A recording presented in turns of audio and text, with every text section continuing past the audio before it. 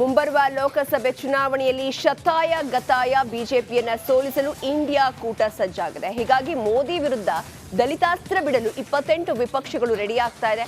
ಹಾಗಿದ್ರೆ ಮೋದಿ ವಿರುದ್ಧ ಕಣಕ್ಕಿಳಿಸುತ್ತಿರುವ ಆ ಪ್ರಭಾವಿ ನಾಯಕರು ಯಾರು ಗೊತ್ತಾ? ಈ ಸ್ಟೋರಿ ನೋಡಿ.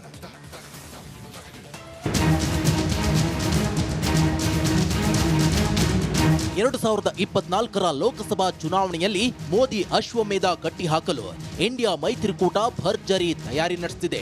ಸೋಲಿಲ್ಲದ ಸರದಾರ, ಗೆಲುವಿನ ಗುರಿಕಾರ ಮೋದಿ ಕಟ್ಟಿ ಹಾಕೋದು ಈಗ ಸವಾಲು.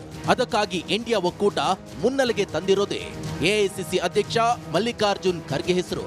ಈ ಮೂಲಕ ಲೋಕ ಸಮರ ಗೆಲ್ಲಲು ಮೋದಿ ವಿರುದ್ಧ ಪ್ರಬಲ ದಲಿತಾಸ್ತ್ರ ಪ್ರಯೋಗಕ್ಕೆ ಇಂಡಿಯಾ ಮೈತ್ರಿಕೂಟ ಸಜ್ಜಾಗ್ತಿದೆ. ಕರ್ನಾಟಕದ ಪ್ರಭಾವಿ ನಾಯಕ ಮಲ್ಲಿಕಾರ್ಜುನ್ ಖರ್ಗೆ ಹಾಲಿ ಎಐಸಿಸಿ ಅಧ್ಯಕ್ಷರು.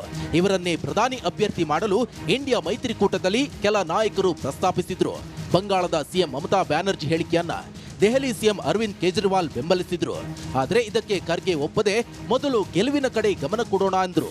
ಲೋಕಸಮರ ಗೆದ್ದ ಬಳಿಕವೇ ಪ್ರಧಾನಿ ಅಭ್ಯರ್ಥಿ ಆಯ್ಕೆ ಎಂದಿದ್ದಾರೆ ಮಲ್ಲಿಕಾರ್ಜುನ್ ಖರ್ಗೆ. कौन प्राइम मिनिस्टर बनना ये बाद में की बात है.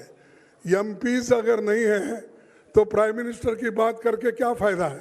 तो इसीलिए हम पहले अपनी संख्या बढ़ाने के लिए एक होकर सभी लोग लड़के हम मेजॉरिटी लाने की कोशिश करेंगे. ಖರ್ಗೆ ಹೆಸರನ್ನ ಪ್ರಸ್ತಾಪಿಸುವ ಮೂಲಕ ಒಂದೇ ಕಲ್ಲಲ್ಲಿ ಎರಡು ಹಕ್ಕಿ ಹೊಡೆಯಲು ಟಿಎಂಸಿ ಹಾಗೂ ಆಪ್ ಮುಂದಾಗಿದೆ.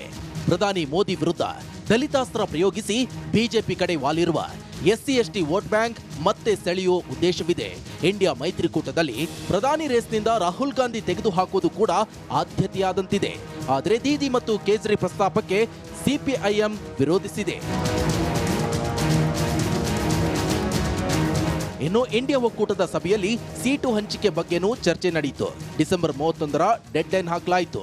ಎಲ್ಲ ರಾಜ್ಯಗಳಲ್ಲಿ ಪಕ್ಷಗಳ ಪ್ರಭಾವ ಆಧರಿಸಿ ಸೀಟು ಹಂಚಿಕೆಗೆ ಸಮ್ಮತಿಸಲಾಗಿದೆ. ಅಲ್ಲದೆ ಜನವರಿ 30ರ ಬಳಿಕ ಅಧಿಕೃತವಾಗಿ ಲೋಕಸಮರ ಪ್ರಚಾರಕ್ಕೂ ನಿರ್ಧಾರ ಕೈಗೊಳ್ಳಲಾಗಿದೆ.